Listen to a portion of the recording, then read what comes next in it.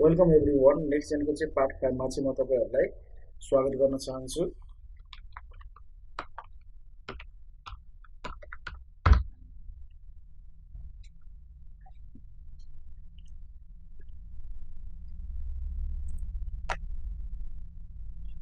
हामीले चाहिँ यो भन्दा अगाडि चाहिँ मेम्बर मोड्युल, सेभिङ मोड्युल र लोन मोड्युलको बारेमा चाहिँ ओभरअल हेरिसकेका छौं र आज हामी हेर्छौं ई सर्भिसेस मोड्युलको बारेमा। ई सर्भिसेस मोड्युलमा चाहिँ के छन् त नि यसमा फिचर्सहरु भन्ने चाहिँ हामी हेर्नेछौं र यसलाई कसरी युज गरिन्छ भन्ने कुराहरु पनि हेर्नेछौं। त्यसपछि चाहिँ यसका सब मोड्युलहरुको बारेमा चाहिँ हामी पछि भिडियो बनाउने छौं। सुरुमा चाहिँ हामी ई सर्भिसेसमा पनि हाम्रो मेम्बर सेभिङ लोनमा जस्तै ग्राफिक्स रिपोर्ट हुन्छ।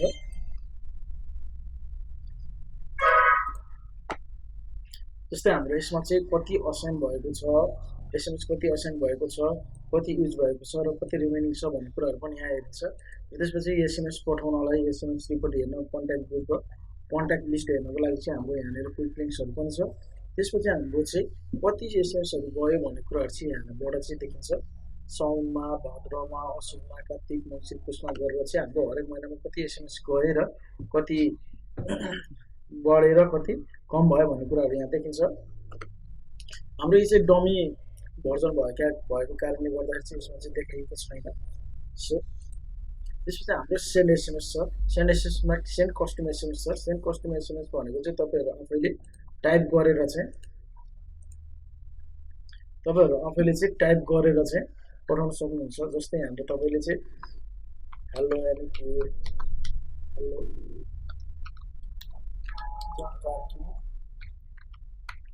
यो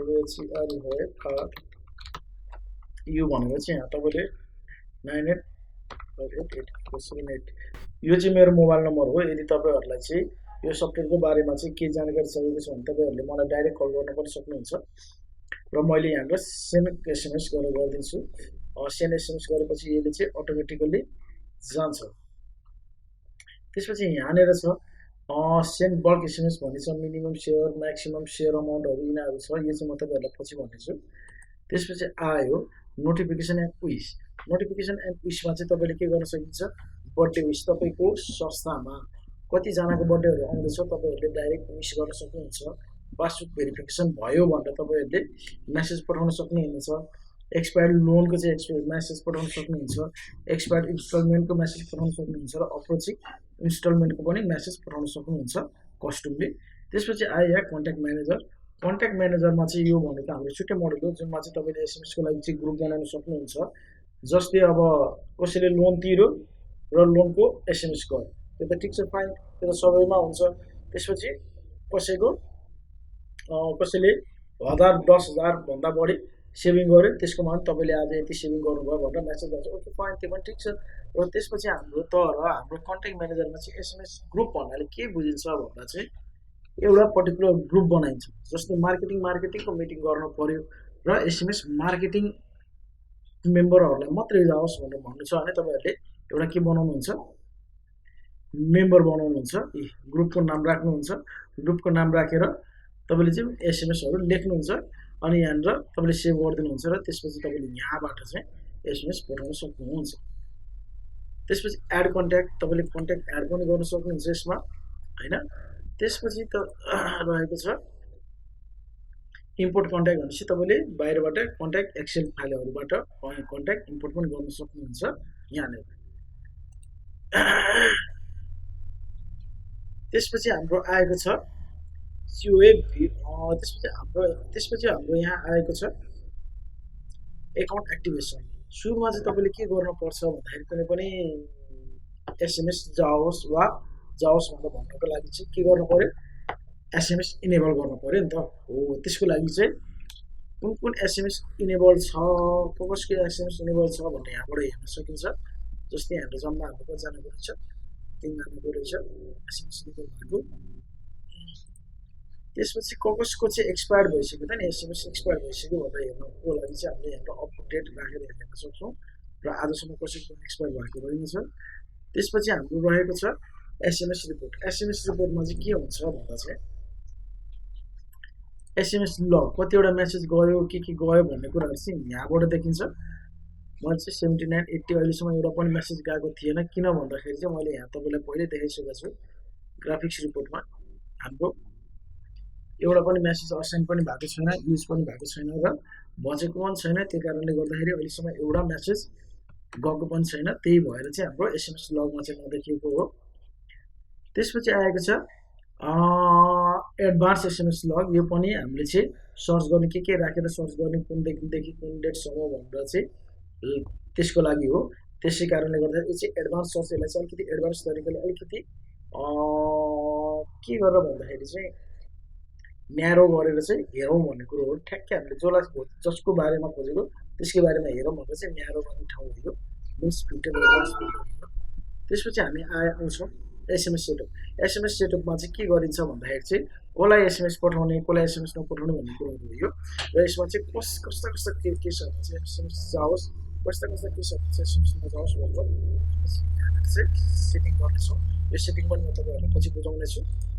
त्यसपछि हाम्रो आएको छ एसएमएस टेम्प्लेट।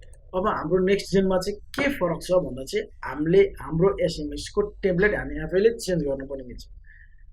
हामीले यहीँनिर गएर टेम्प्लेटलाई नै चेन्ज गर्न मिल्छ। जस्तै यो इन्स्ट्रुमेन्टको ठाउँमा म के लेख्छु, यो किस्ता KIST किस्ता पनि लेख्न सकिन्छ र हामीले यसलाई अपडेट गरेर सेभ गरिदियौँ भने यो सेभ हुन्छ। र तपाईँले जस्तो तपाईँको इच्छा अनुसार चाहिँ तपाईँले मेसेज पठाउन सक्नुहुन्छ। कहाँबाट भन्दा चाहिँ एडिट गरेर, कस्टम एसएमएस एडिट गरेर। त्यसपछि हाम्रो यहाँ आएको छ म्यानेज क्रेडिट। भनेपछि तपाईँले चाहिँ ल कतिवटा आयो कतिवटा गयो भन्ने कुराहरू चाहिँ यहाँबाट हेर्न सकिन्छ। र यदि तपाईँकोमा छ भने, तपाईँको ब्रान्च छ भने डाइरेक्ट तपाईँले के गर्न सक्नुहुन्छ, त्यताबाट तान्न पनि सक्नुहुन्छ वा पठाउन पनि सक्नुहुन्छ मेन ब्रान्चबाट। त्यसपछि हाम्रो ई सर्भिसमा आएको छ युटिलिटी पेमेन्ट, जुनमा चाहिँ हाम्रो पे युटिलिटी बिल, फ्लाइट बुकिङहरू, पेमेन्ट हिस्टोरीहरू हेर्न मिल्छ। चेक, पेन्डिङ ट्रान्जेक्सनहरू र पेमेन्ट सेटिङहरू गर्न सकिन्छ। जस्तै पेमेन्ट युटिलिटीमा हेरौँ के छ। जस्तै हाम्रो पेमेन्ट युटिलिटीमा युटिलिटी पेमेन्टमा प्रिपेडलाई चाहिँ हामीले के गर्न सकिन्छ, डाइरेक्ट पोस्टपेड ब्यालेन्स हाल्न सकिन्छ, एनसेललाई ब्यालेन्स हाल्न सकिन्छ, डिस होमलाई, स्मार्ट सेललाई। त्यसपछि डाटाहरू डाइरेक्ट किन्न सकिन्छ होइन, सिडिएमएहरूमा गर्न सकिन्छ र युटिएल मोबाइल टपअपहरू गर्न सकिन्छ। त्यसपछि युटिलिटी बिल्समा चाहिँ हाम्रो ल्यान्डलाइनमा पनि डाइरेक्ट के गर्न सकिन्छ, रिचार्ज गर्न सकिन्छ।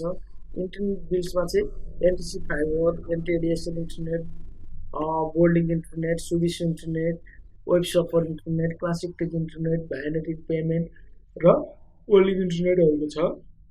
त्यसपछि हाम्रो इलेक्ट्रिसिटी एन्ड वाटर बिल्समा चाहिँ annual payment, Nepal water supply र उपभोक्ता स्मृति वाटर बिलहरूको चाहिँ हामी के गर्न सक्छौँ, बिल तिर्न सक्छौँ यहाँबाट। र इन्सुरेन्स प्रिमियमहरू पनि छ, जुनमा चाहिँ हामीले इन्सुरेन्सको इन्स्टलमेन्ट पनि इन्सुरेन्सको प्रिमियम पनि तिर्न सक्छौँ। जस्तै नेपाल लाइफ इन्सुरेन्सको, ज्योति लाइफ इन्सुरेन्सको, पवर लाइफ इन्सुरेन्सको, रिलायन्स लाइफ इन्सुरेन्सको र युनियन लाइफ इन्सुरेन्सको पनि छ। त्यसपछि हामी आयो युटिलिटी पेमेन्टको चाहिँ फ्लाइट बुकिङमा। हामीले चाहिँ युटिलिटी पेमेन्टबाट चाहिँ कहाँबाट कहाँ गएर कति गरेर हामीले हेर्न पनि सक्छौँ, फ्लाइट बुक पनि गर्न सक्छौँ। जस्तै भद्रपुरदेखि म भरतपुरको लागि वान वे फ्लाइट बुक गर्छु, 0 number plate please search flight गर्छु। यसमा चाहिँ केही प्रब्लम छ होला सायद, त्यही भएर चाहिँ यो आएन। त्यसपछि हाम्रो रहेको छ युटिलिटी पेमेन्टमा पेमेन्ट हिस्टोरी। हामीले चाहिँ गरेका पेमेन्टहरूको हिस्टोरी चाहिँ हामीले यहाँ देख्न सक्छौँ। हामीले अहिलेसम्म कुनै पनि ट्रान्जेक्सन गरेका छैनौँ, त्यही कारणले गर्दाखेरि यहाँ देखिएको छैन। म तपाईँहरूलाई ट्रान्जेक्सन पछि म तपाईँहरूलाई ट्रान्जेक्सन गरेर देखाउनेछु र कसरी चाहिँ यो कामहरू हुन्छ, कसरी यही रिपोर्ट्सहरू देखिन्छ भन्ने कुराहरू पनि देखाउनेछु। त्यसपछि आएको छ चेक पेन्डिङ ट्रान्जेक्सन, यो पनि त्यसमा पर्छ र पेमेन्ट सेटिङहरू हामीले सेटिङ आफैले पनि गर्न सक्छौँ। अनि मोडल सिक्युरिटी छ, लक मोडल कुन मोडललाई लक गर्ने र लक नगर्ने भन्ने कुराहरू पनि हाम्रो सर्भिसेसमा रहेको छ। त्यसपछि हाम्रो आएको छ एकाउन्ट मोडल। एकाउन्ट मोडलमा जानुभन्दा अगाडि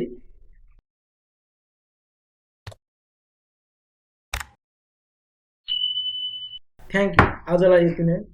यदि तपाईँहरूले यो ई सर्भिसेस मोडलको बारेमा केही बुझ्नु भएको छैन भने तल कमेन्ट गर्न सक्नुहुन्छ। र तपाईँलाई ई सर्भिसेसको मोडलको बारेमा चाहिँ के चाँडै बुझ्न आवश्यक त्यो कुरा पनि तपाईँले मलाई भन्न सक्नुहुन्छ र यो भिडियोलाई धेरैभन्दा धेरै लाइक, सेयर र सब्सक्राइब मेरो च्यानललाई सब्सक्राइब गरिदिनु होला। Thank you.